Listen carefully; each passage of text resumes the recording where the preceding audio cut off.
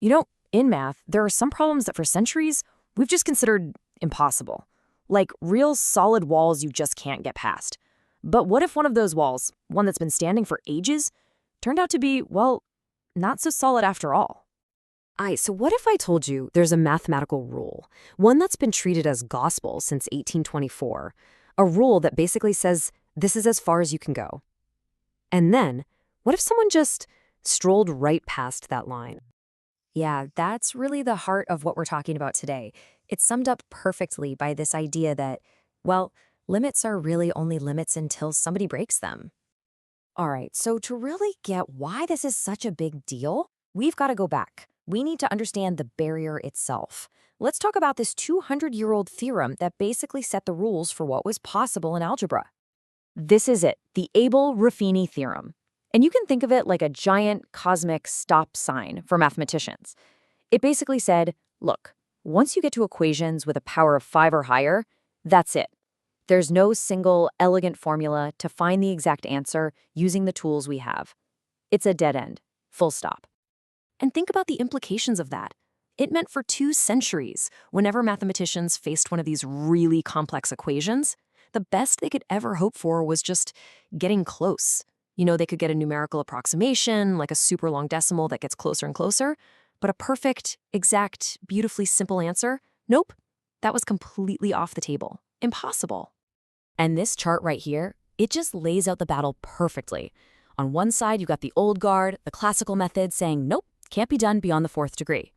But then on the other side, you have this brand new claim from Professor Ezouidi, who says, oh yes, it can. The old way accepts that there are limits. The new way, it completely rejects that idea, calling it mathematical fatalism. I love that phrase. So who's the person brave enough to challenge 200 years of mathematical consensus? Let's dive into this revolutionary new method and the person behind it. Meet Professor Mourad Sultan Ezouidi, and for him, this whole thing wasn't just some abstract puzzle on a blackboard. It was personal. He looked at that 200-year-old wall and didn't see an unbreakable barrier. He saw a line that was just drawn in the wrong place with the wrong tools. And here's the key thing to understand. His method isn't just a small improvement on the old stuff. It's a whole new way of looking at the problem. He's not trying to brute force his way through the old door. Instead, he's found a completely new key, one that uses things like recursive discriminant relations to just unlock it. He's not breaking the wall. He's showing us there was a hidden door there the whole time. Okay, so a new theory is cool and all, but does it actually work? Well, this is where things get really, really interesting. Because to prove it, they took on an equation that, for all intents and purposes, should be completely unsolvable. Just look at this thing. It's a monster, a 20th degree polynomial. I mean, wow. According to that 200-year-old theorem, finding the exact roots for this, absolutely impossible. This isn't just a hill to climb. This is the Mount Everest of unsolvable equations. And the way he tackles it isn't some kind of magic trick. It's a very clear, logical process. First, he finds a hidden recursive pattern inside the equation. Then, he transforms all the numbers into a new symbolic form. And from there, he can just pull out the exact roots. It's a step-by-step journey, not a leap of faith. And this is the real game changer. See, you could plug that equation into a supercomputer and it would spit out a long, messy string of decimals. It's an approximation, it's close, but it's not perfect. This method, though, it gives you the pure, clean algebraic answer. The kind of elegant solution that mathematicians dream about. The kind we were told we could never have for this problem.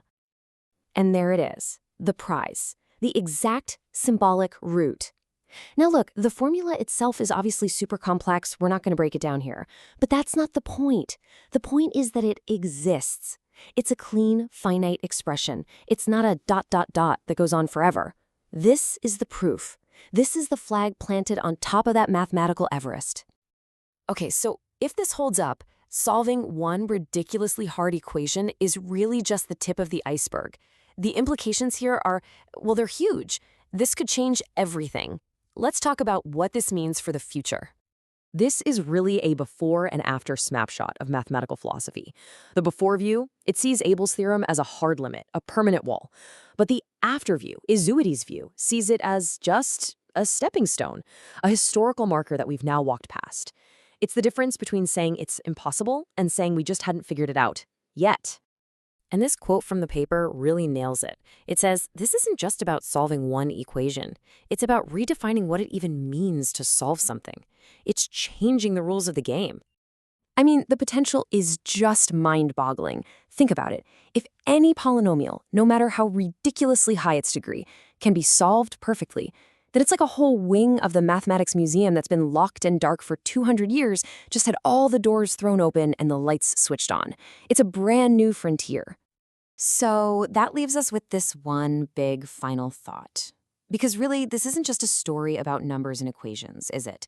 It's about how we see the world and its limits. It really makes you wonder, right? How many of the things we think of as impossible in science, in our careers, in our lives, aren't actually walls at all? Maybe they're just waiting for someone, maybe even you, to come along with a new way of looking at them.